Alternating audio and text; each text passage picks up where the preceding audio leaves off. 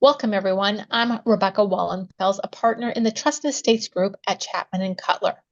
I have a focus on estate planning, in particular looking at reducing clients' federal and state inheritance taxes.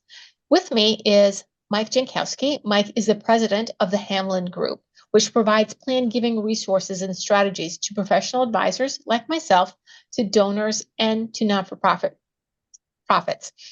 Prior to starting Hamelind, Mike spent 30 years as a financial planner, helping his clients rethink their assets and their investments through a tax lens, which really speaks to me. And through this, what Mike employed was a concept that he called tax diversification. It's a way of looking at your assets and investments through a very specific tax lens. So first of all, welcome, Mike. Welcome, everybody.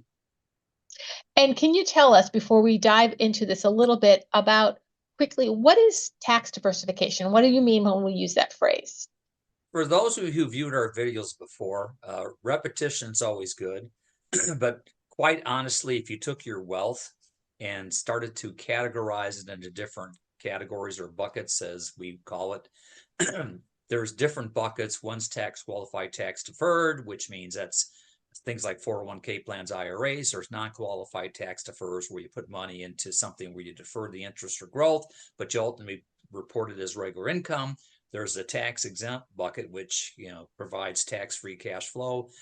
There's the taxable bucket, which includes business interests, portfolio assets that either throw off dividends or income, but you pay the piper and capital gains tax later on. There's the tax shelter bucket, which is basically a strategy bucket to maneuver money through the different other categories without having to get slaughtered from the income taxes. There's, I think, what used to be Rebecca's favorite bucket, which are trusts. So I still think it's her favorite, but I think she's gravitating towards what we're going to talk about today. The whole idea is to create balance specific that would help you out in your financial situation. Yeah. And with these series of videos, we're diving into each of these buckets a little bit more. And so today's topic is, maybe my favorite, which is the bucket we call tax exempt. So Mike, can you tell us what kind of assets and property fit into a tax exempt bucket? Well, there are generally three that are the obvious ones, and for the most part, are the ones people gravitate towards. I'll start simple and say you could basically take money you've already paid taxes on. And again, the whole concept here is putting money you've already paid taxes on into this particular category, and where the growth either is tax-free or behaves tax-free. So the first one's going to be you can buy tax-exempt bonds or tax-exempt bond mutual funds, where you take money on an after-tax basis, invest it, it throws off tax-free interest. There could be some capital gains if you tactically buy the tax-free bonds at a lower market value and enhance not only the return, but can bring up some profits. But for the most part, tax-free. Some states will nail you for taxation for what you rate in tax-exempt interest or interests that are bonds issued in the state, et cetera, et cetera. Illinois being one of them, where I Yep. reside. Yep. So it's funny, everybody has their pound of flesh they want to get from you. But the bottom line is the next one is life insurance. I mentioned in the last session about non-qualified tax deferred, you have a life insurance you could stuff money into that doesn't give you cash flow capability. Oh, there's a way you can specifically design life insurance in such a way where you can stuff money into a life insurance policy. It grows tax deferred, but you can access the cash tax favorably, and then you don't pay any tax at the back end when you die. The obvious third one, which is what is making Rebecca really interested in this category for selfish reasons, is the Roth IRA, which basically, as everybody knows, when you put money into that, however way you do it, any growth is totally income tax free. And then what happens is there's all kinds of extra blessings we'll talk about later. But those are the three main vehicles you want to get into in that tax exempt bucket at the right proportions based on your circumstances. Yeah. So when you say the right proportions, and especially given my love of the Roth IRA, like, why don't I put all of my money into Roth IRAs or other tax-free buckets? Like, isn't that the best tax planning strategy, just to put as much as possible in a tax-free bucket? Well, again, the answer to that is multidimensional. I wish I could tell you it's a one size fits all. It's kind of dangerous to say stuff every money into the tax exempt. So I would say this, I'm going to work backwards to answer your question. If you are somebody not like yourself, Rebecca, who are retired and you've done the damage of piling too much money into the tax qualified, tax deferred bucket where Uncle Sam's going to love you and you're paying all these taxes, you're going to be more likely to do some massive changes to stuff money into the tax exempt bucket, specifically into the Roth IRA, because you created a problem and a mess, and the only way to clean the mess is to put more money in larger swaths into a Roth IRA, for example. So your circumstances at retirement have to have you do larger amounts of switching, regardless of whether it comes from the tax qualified or even the taxable part, which we're going to talk about. But the bottom line is that that's the starting point.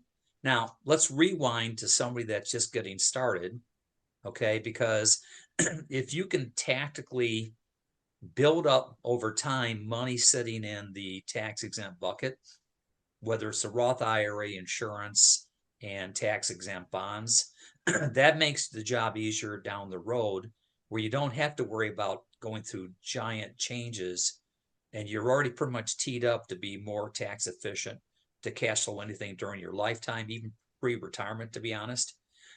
And then there's the middle child, somebody that's in this session, okay? Rebecca keeps insisting she's the middle child in this. The middle child is at that point where you have to take a look at, based upon assessment, is there too much going into tax qualified, tax deferred? Is there not enough money sitting in the tax exempt particular category? And this might be something where it may not be giant moves, but it could be. But there's a period of years where you've got more time to start moving money to the tax exempt in the areas where you're more adversely affected, looking into the future. So those are the kind of like the amount of the kind of thinking you have to have when you look at how much money you want to get into the tax exempt bucket, and whatever vehicle makes more sense for you. Yeah. And I like this approach of when a client is like maybe assessing themselves, looking at their situation, retirement versus me, who still has a number of working years left, versus someone who is young and just getting started with their savings plan and their program, and looking at what kind of balance are in the various buckets, including have I over maybe funded one or too much directed towards one versus the other. And I know we're going to get into a later video where we talk about how to move money from one bucket to another. But here we're looking at just talking about the tax exempt bucket. So with that in mind, are there other considerations a client should have in looking at like what is appropriate for me in terms of how I direct my resources? Well, I think the first thing, and before I talk about things to be thinking about in moving into this particular category, would be you have to have good collaboration between your CPA, financial advisor, and your friendly neighborhood attorney, that estate planning attorney or tax attorney, to assess with the proper planning tool what you really need to do to change the allocations and the different categories. You need a better understanding of being able to look down, as I've mentioned before, down a railroad track.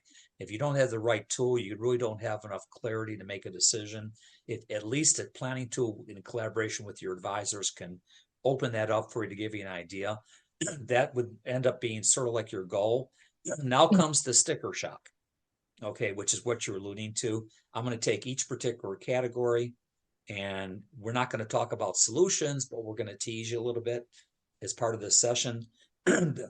Excuse me. Let's talk about the obvious one, and I'll work way back to the other direction. Roth IRA. Okay. Obviously, if you've got too much money in IRA 401k plan, regardless of your stage of life, you're probably going to want to definitely contribute money to a Roth IRA under your ability during your working years. But in a lot of cases, you're going to have to take lump sum money out of your tax qualified bucket and flip it over to a Roth IRA. Now, bad news is you've got to report the income. Yeah. And if that happens, I can tell you when the Roth IRA first came out, there was a company who was not to be named, very large institution that had a software that evaluated different ways you can evaluate the benefits of doing a Roth conversion. Here were the three options they evaluated: taking the money from the IRA and just taking money from the conversion to pay the taxes. Yeah. The second option was to take money out of your other tax category, typical the taxable investment category, come up with the money to pay the taxes. The Yeah. third category of all things was to assess what would happen if you borrowed money to pay the taxes. So Mhm. what's the common theme here? Yeah, I'm spending down, right, and causing a tax issue somewhere else, right? Right. And you're not doing anything to what I think is the most important punchline here is the assumption back in the day when the Roth IRA first came out was you're just going to have to pay the full tax burden of whatever you Yep. convert. So for every dollar you flip over, you're going to report another dollar of income. And oh, you got a break even period. It's going to be 7 years, 15 years, whatever the case may be. But in my experience in working with donors and clients and not professionals, and what I can tell you is, on average, if you can offset about 40 to 50% of the tax liability on a Roth conversion, Yeah. all the numbers that everybody's talking about in break-even points shrink down tremendously. Plus, there's the obvious advantage of tax-free growth if you do Yep. larger amounts of conversions, regardless of your category that you're working with in terms of Yeah. age. Yeah. So that's that one. Yeah. Yeah. And in terms too of even thinking about maybe balance of assets that are tax-free. I mean, tax-free bonds are nice, but sometimes the return on them is not as attractive as if I had my tax-free assets are in a Roth where I've got, a whole world of investment options that are available to me and still have tax-free growth. I think Rebecca is so excited about this particular category. She wants to do part of what I'm going to talk about, which is fantastic. We're bonding on this, but the bottom line is you're absolutely right, Rebecca, and folks out there. You don't want to sacrifice return when you transition from one category to another, especially if you're going to consume capital to be able to get things done like we're talking about, at least with the Roth for sure. But the key here is you're absolutely right. You could be tactical all the wazoo and being able to have a way to buy tax exempt where you buy market down on tax exempts and market value, you buy a higher dividend yield. But with that being said, you can't beat the return on a Roth IRA because it's like you buying a tax exempt bond that you can have unlimited investment options. So the way to approach this category is to assess what the overall return for the category is. And that has to match up with what your goal is that you want to achieve in a return based on how you cash flow, because that creates more of a delicate approach to how you invest in that particular bucket. So for example, tax exempts, sometimes you give up something in return, like Yep. you're talking about. So that I'm glad you're talking about that. I'm going to switch to tax freeze. I think I've said enough there, other than the fact that if you have time, you could market, I hate to say the word, you can tactically buy tax-free bonds to get more yield. I don't know if I'd want to do that on a regular basis because you're really never going to win that game per se.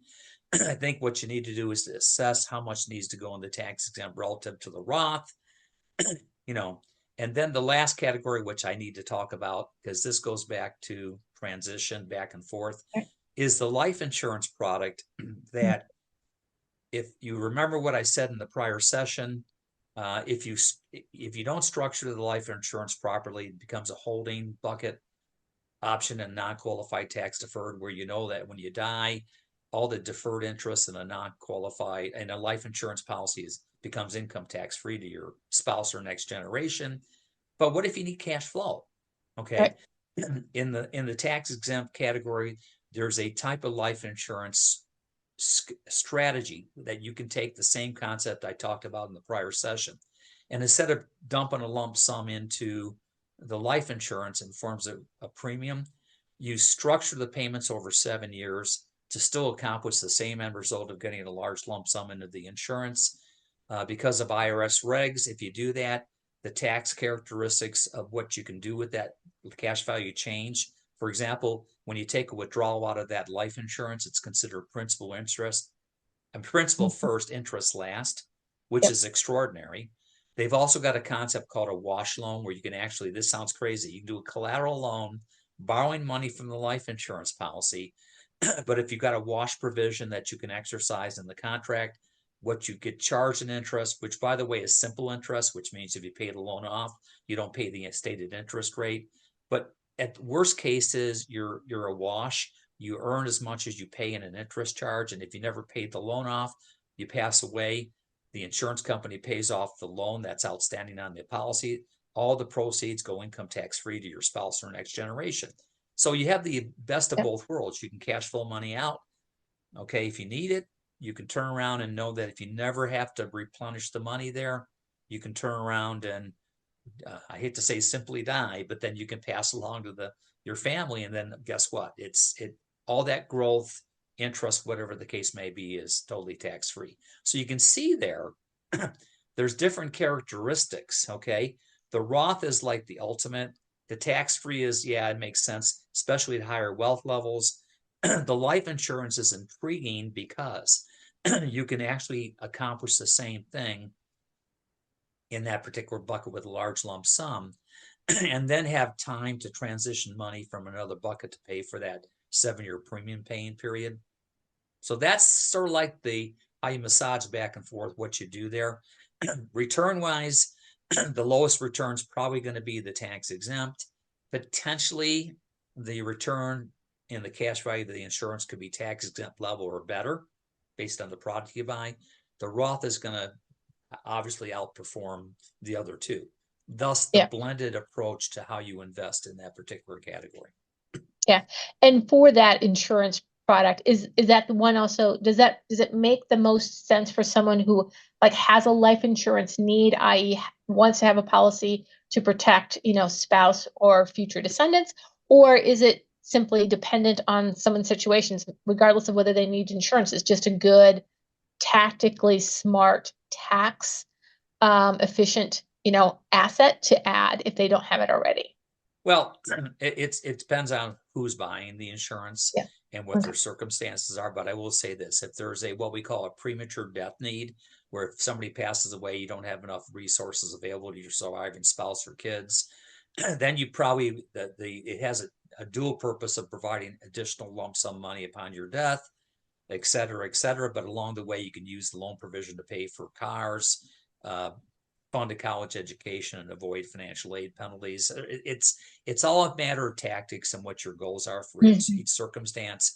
If you're at retirement age, this sounds crazy, but the death benefit is for purposes of replacing money, especially at higher wealth levels, become less relevant. It's all about taking the 7 years and stuffing the money in and having a tactic for money you're never going to spend, but you want a caveat to get the money back. So and in the between, it could be a little bit of weighted more heavily towards more life insurance versus less, versus what your capabilities for stuffing money into the contract. Yeah, as with so much of this that we discuss, it becomes very individualized for a person's specific situation. Absolutely. It's dangerous for me to say to anybody, take all your money and stuff it into the tax exempt category. And according to Rebecca, stuff it all into a Roth IRA. Forget the rest of the tax world. I don't care what the taxes are. I want it in there. And I've had a few attorneys I've worked with, by the way, in the past, some of which she knows, that when they hear about upcoming tax legislation that really never comes to fruition because they're panicking about it, they start taking crazy moves to convert because they think they're going to get it on. If they don't do it now, they never be able to do it. The more you can plan out ahead of time and structure a strategy, the more you can adjust any pending legislation that could affect what we're talking about here. I call doing zagging ahead of the government zigging. I think that's an important concept here. Congress does sometimes like to play with the qualified retirement plan rules. Yes. Well, so with the other advantage of everything in this category, and again, this is not talking about how to get it there, it's talking about benefits. In a Roth IRA, Okay, if you've got a 10-year window where you're being forced to take money out from a non-spouse who inherits the Roth IRA, at least you can slap the Roth IRA on top of a trust and have it all tax-free going to trust to protect the family against themselves and the outside environment that could invade their world. You've got the ability to take withdrawals from a Roth IRA to pay medical expenses, which, by the way, if you do that, as I mentioned in the prior session, if you take money out of a 401k plan or IRA, you're going to increase your income, you're going to pay the Yeah. medical expense, and you're going to be furthermore limiting what you can medically deduct if you itemize on your tax return. But taking the money out of the Roth, since it's tax-free, doesn't increase your adjusted gross income. Therefore, we have a greater likelihood of taking a medical deduction against medical expenses. So it's stuff like that that are like the fringes. You can even use a Roth IRA to fund long-term care under those type of circumstances. Yeah. Okay. I mentioned loans and paying for a college education with insurance. Tax exempt are what they are. Okay. You can cash flow tax-free dividends as part of how you cash flow yourself, et cetera, et cetera, et cetera. So you see, with it comes, how do we tactfully cash flow what we've done, getting the right amount in the tax exempt category? But then what's going to happen with what I got to pay in regular income taxes on a Roth conversion? What if I got to liquidate investments in my taxable category and create capital gains? Okay, and to be able to stuff money into tax exempts if you're not already there, or into this life insurance concept. Okay, it's the cost, and how do you counteract the cost to do it? Well, stay tuned for our tax shelter segment, which is going to talk about all these different cool ways that are legal that allow you to be able to counteract the taxation and what I call the pain of getting more gain. Yeah. Yeah. Yeah. And that'll be a great video. I hope you all turn in for that, because that's when we'll really be talking about really some of the tactical ability to move money from one bucket to another bucket needed to balance and again get your proper cash flow that's much more tax efficient. Any final comments on this topic of the tax exempt bucket? I think I can't repeat myself enough. Okay. The components to this is don't watch this video and say, I got to get everything in, or I got to stuff more money in. I just got to do it. I got to do it. No, no, no, no. We mentioned in the tax qualified tax deferred segment that there's an appropriate amount of money to have in a tax qualified tax deferred bucket. And again, that amount is based upon your circumstances. You need to have the ability to assess all the categories in the context of holistic planning, which allows you to have your team, meaning the CPA, the financial advisor, and the wonderful estate planning tax attorney, have a planning tool that can assess and develop an all-purpose, everybody's in on the same page strategy. And I'll end with this story, which Rebecca knows on what my final comments are. Back in the day, when I was getting money out of an IRA and offsetting the taxes, people would always ask me, what do I do with the money? And I always be challenged about where I can allocate it as part of this concept. When the Roth IRA came out, it was like Christmas time for me. But in a particular case, I had an attorney who's not to be named, not in this session, who had over $3 million. Oh, I'll take that back. He wasn't an attorney. He was maybe he was, doesn't matter. He had over $3 million in an IRA. He went to a seminar I gave at a independent retirement village. He was intrigued by counteracting taxes on a Roth conversion. He ended up converting over $3 million of an IRA to a Roth. He was ready to do it before I had a chance to talk to him and just pay the full taxes. I did the old Fred Sanford. If you ever watch Sanford and Son, Elizabeth, I got the big one coming. I said, no, no, no. And we collaborated with an attorney that Rebecca knows, a CPA, where the CPA thought the average intelligence level of financial advisor was Cro-Magnon or below. And after having a session with the planning tool and all the folks in question, guess what? All kinds of cool ideas came up that the other person wouldn't have known about. The CPA had some things. Oh, we got something stored here we can use to counteract some of the taxes on the Roth conversion. The attorney says, here's a couple of my thoughts. By the way, I need to restructure the trust so we can take advantage of what happens when he dies with the Roth IRA. And then, of course, I had my part in the role. But what that made us all realize was that, the sum of the parts created greater value for the client. and the client gets more confidence in making any kind of change. Could be dramatic because all their professionals have weighed in, and that gives them that. It doesn't make it comfortable, but it makes it okay to go ahead and implement, which is one of the frustrations for any attorney, CPA, or financial advisor. The reluctance to have the sticker shock or have go through any process like a Roth conversion. And that's typically true for very true for the tax exempt bucket, and even just as much in the taxable bucket based on the higher level of wealth. So that's my story to kind of finalize why it's so critical to know that you don't run off and just do stuff. You just make sure you have this properly assessed. It's worth the quote investment of time and money to get the professionals in on it with the right planning tool. That can't be emphasized enough. Yeah, that's a good final tidbit. Well, thank you for joining me, Mike, and I hope everyone comes back for the remainder of our series. Okay, thank you very much. It was great having the chance to talk to everybody. Have a good rest of your day, and don't put all your money in tax exempt until you talk to somebody.